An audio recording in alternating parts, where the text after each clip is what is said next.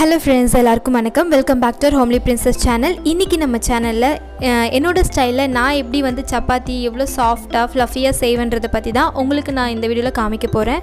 So வாங்க வீடியோக்குள்ள போலாம். அதுக்கு தேவையான பொருள்லாம் என்னன்னு பார்க்கலாம். வீடியோக்குள்ள போறதுக்கு முன்னாடி நம்ம சேனல் உங்களுக்கு பிடிச்சிருந்தா வீடியோஸோட கண்டென்ட் உங்களுக்கு யூஸ்ஃபுல்லா இருக்குன்னு தோணுச்சுனா ப்ளீஸ் மறக்காம இப்பவே சப்ஸ்கிரைப் பண்ணி வச்சுக்கோங்க. பக்கத்துல இருக்கிற பெல் பட்டனையும் நீங்க பிரஸ் பண்ணி வச்சிட்டீங்கன்னா நான் போடக்கூடிய எல்லா வீடியோஸையும் நீங்க மிஸ் பண்ணாம பார்க்கலாம். இப்போ இதுக்கு தேவையான பொருள்லாம் என்ன அப்படின்னு நான் சொல்லிடுறேன். நான் வந்து ஒரு 2 கப் வந்து கோதுமை மாவு எடுத்துக்கிறேன். இது வீட்டில் அரைச்ச கோதுமை மாவு தான். இதுலேருந்து கொஞ்சமாக நான் தட்டில் எடுத்து வச்சுக்கிறேன். இது எதுக்குன்னு பார்த்தீங்கன்னா நான் வந்து மாவு திரட்டுறதுக்காக அது தொட்டு நம்ம தீத்துவோம் இல்லையா, அதுக்காக நான் எடுத்து வச்சுருக்கேன்.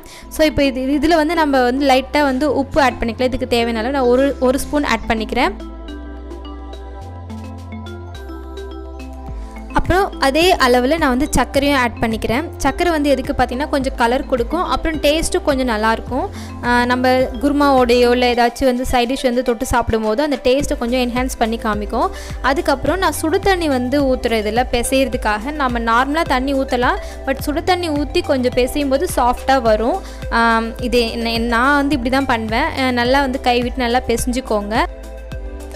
கொஞ்சம் கொஞ்சமாக தண்ணி தெளித்து பிசைஞ்சு விடுங்க. நிறைய தண்ணி ஸ்டார்டிங்லேயே ஊற்றிட்டிங்கன்னா அப்புறம் ரொம்ப இலகுன மாதிரி போயிடும். அப்புறம் வந்து நல்லா கையை வச்சு நல்லா பிசையணும். ஸ்டார்டிங்லேயே நல்லா பிசைஞ்சிருங்க. இது நல்லா இந்த மாதிரி பிசைஞ்சு உங்களுக்கு தேவையான அளவுக்கு நீங்கள் இந்த அளவுக்கு இந்த மாதிரி கொஞ்சம் சாஃப்டாக வந்ததுக்கப்புறம் ஒரு லைட்டாக ஒரு 1 ஸ்பூன் எண்ணெய் ஊற்றி அதை நல்லா ஸ்ப்ரெட் பண்ணி விட்டுட்டு ஒரு 15 to 20 மினிட்ஸ் கிட்ட அப்படியே வச்சுருங்க. அதுக்கு அந்த கேப்பில் நீங்கள் வந்து குருமாவோ இல்லை சைட் டிஷ்ஷோ ஏதோ செஞ்சுருங்க. அது வரைக்கும் அது ஊறட்டும். அதுக்கப்புறம் இது ஊறினதுக்கப்புறம் நான் என்ன பண்ணியிருக்கேன்னா இப்போ மறுபடியும் என்னுடைய கை வச்சியே நல்லா வந்து இந்த மாதிரி பிசைஞ்சிக்கிறேன். இந்த மாதிரி நல்லா இப்படி பிசையும் போது உங்களுக்கு இன்னும் நல்லா சாஃப்டாக வரும் சப்பாத்தி.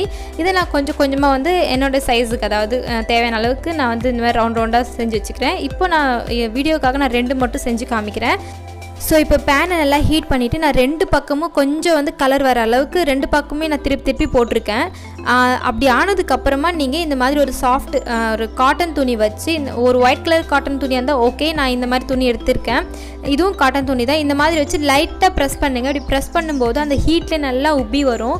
இதை நீங்கள் தனியாக எடுத்து கேஸில் காமிச்சு அந்த மாதிரி ஃப்ளஃபியாக வர வைக்கணும்னு கிடையாது. நீங்கள் பேன்லேயே இந்த மாதிரி பண்ணலாம், சூப்பராக வரும். நீங்கள் ட்ரை பண்ணி பாருங்கள்.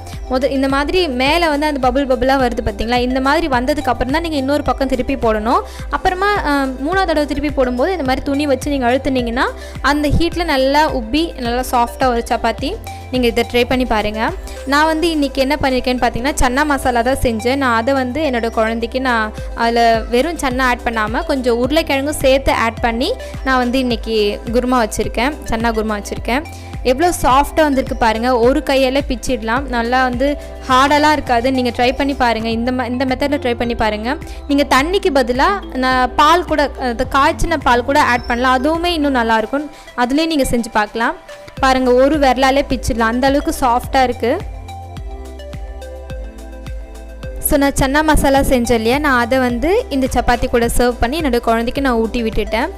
ஓகே ஃப்ரெண்ட்ஸ், இந்த வீடியோ உங்களுக்கு பிடிச்சிருந்தால் மறக்காமல் லைக் பண்ணிவிட்டு உங்கள் ஃப்ரெண்ட்ஸ்க்கும் ஷேர் பண்ணுங்கள். ஏதாவது டவுட் இருந்தால் தயங்காமல் கமெண்ட்டில் கேளுங்க, நான் உங்களுக்கு ரிப்ளை பண்ணுறேன். அண்ட் உங்களுக்கு நெக்ஸ்ட் வீடியோவில் பார்க்குறேன். பாய்.